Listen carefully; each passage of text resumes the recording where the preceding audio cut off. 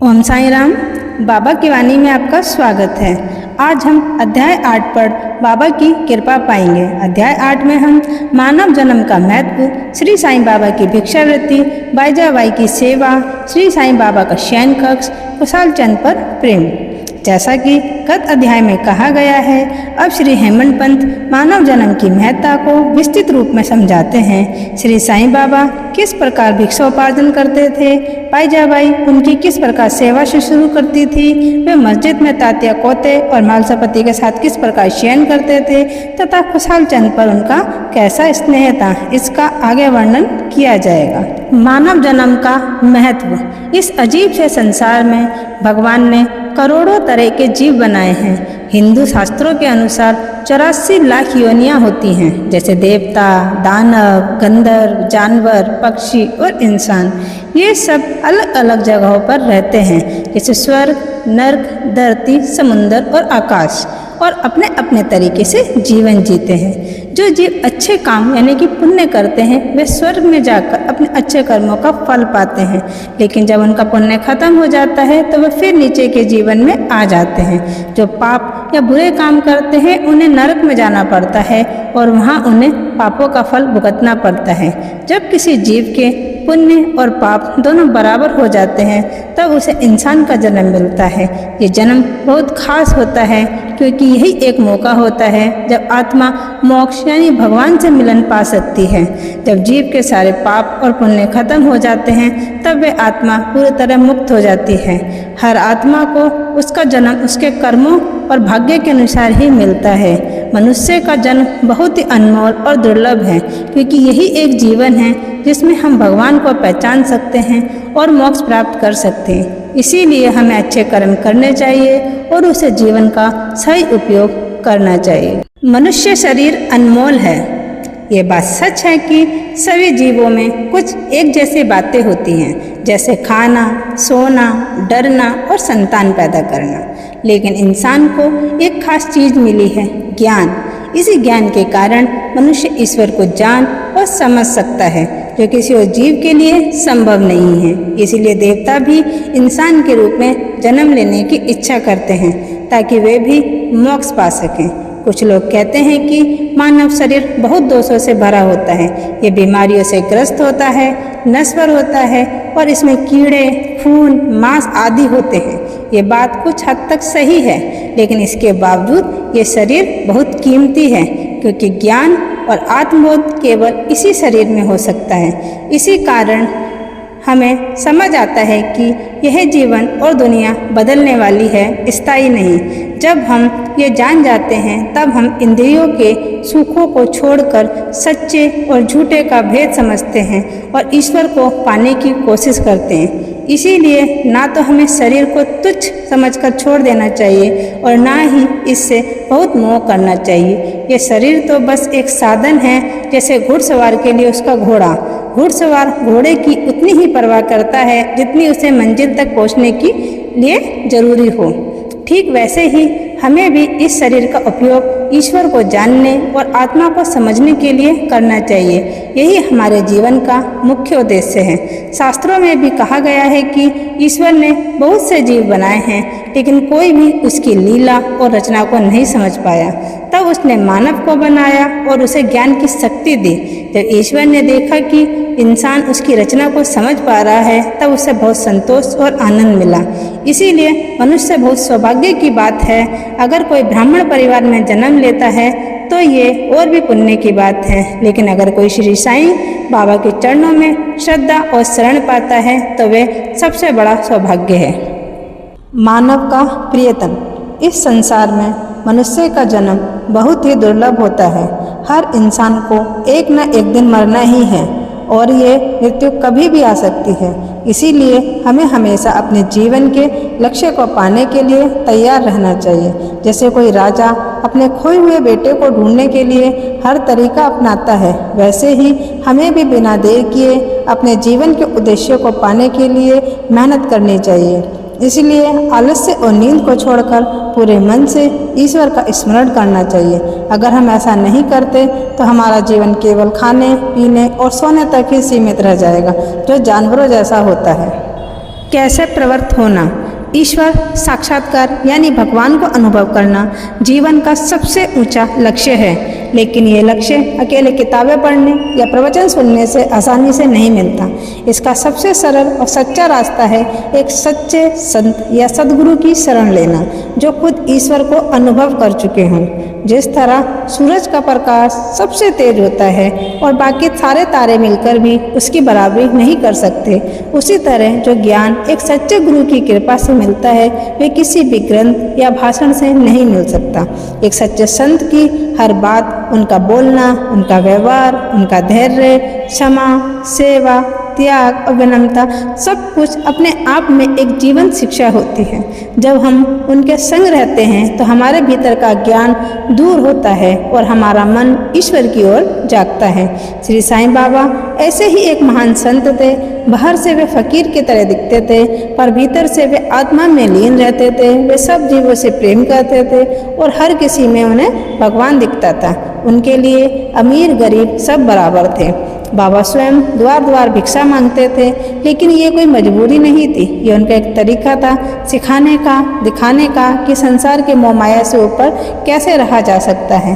अपने जीवन को सही दिशा में लगाने के लिए एक सच्चे मार्गदर्शक, एक संत या गुरु की संगति में रहना, उनकी बातें, उनका जीवन और उनका सानिध्य हमें धीरे धीरे आध्यात्मिकता की ओर ले जाता है और अंत में ईश्वर के दर्शन संभव हो पाते हैं।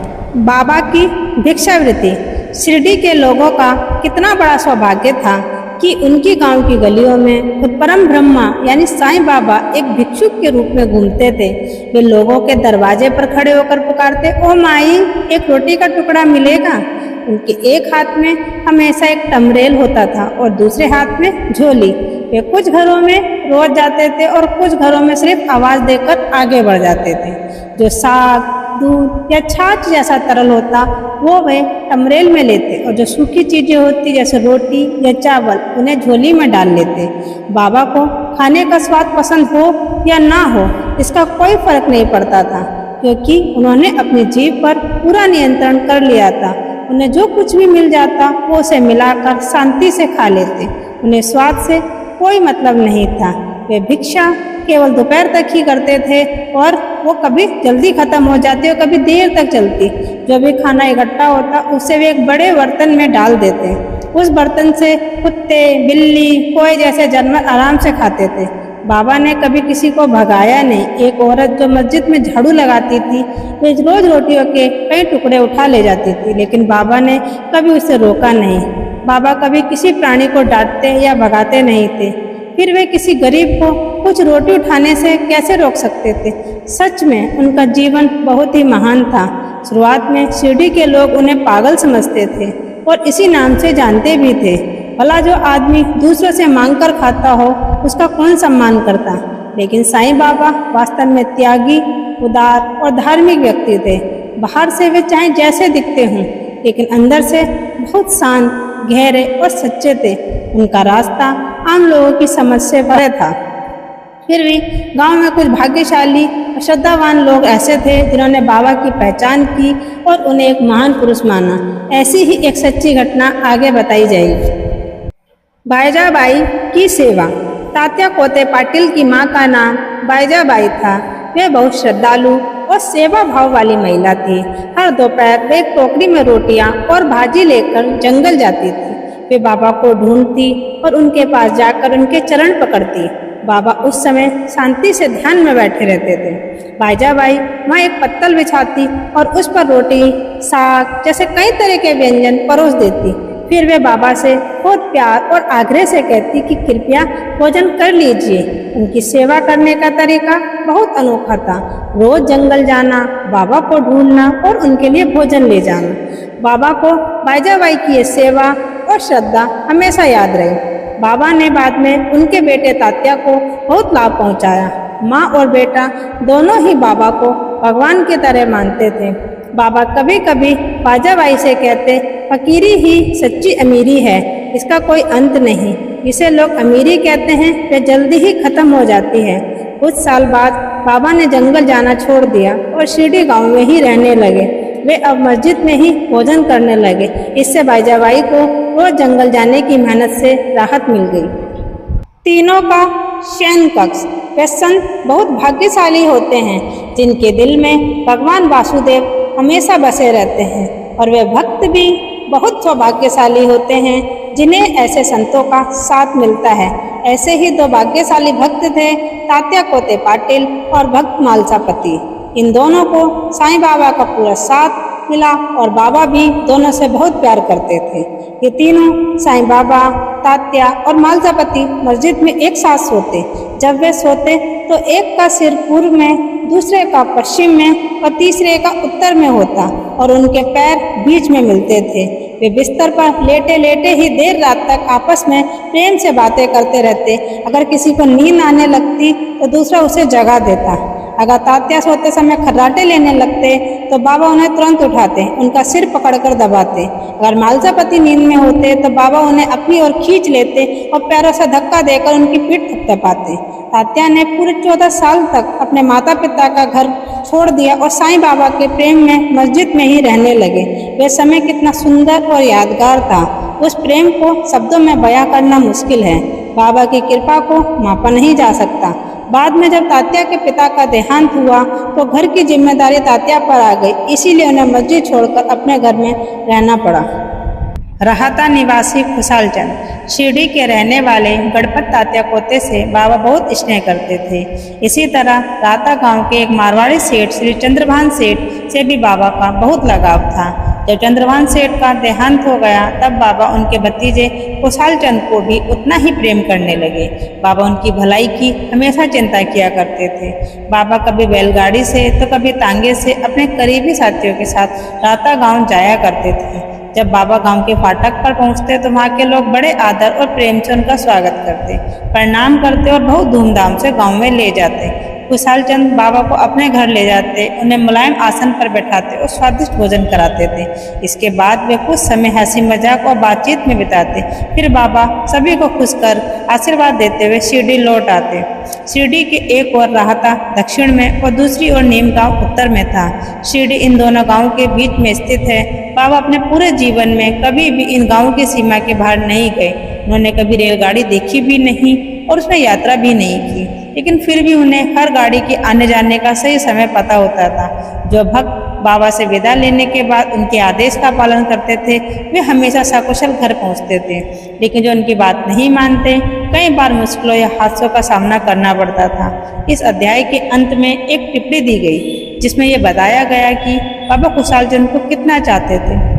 एक बार काका साहब दीक्षित को राहता भेजा ताकि वह खुशाल चंद को शिरडी ले आए। उसी दिन दोपहर में खुशाल चंद को सपना आया कि उन्हें शिरडी जाना है। ये पूरी घटना श्री साईं सच्चरित्र के 30वें अध्याय में विस्तार से बताई गई है, इसीलिए यहाँ इसका उल्लेख नहीं किया गया है। श्री सद्गुरु साईनाथ को समर्पित। आपका दिन शुभ हो।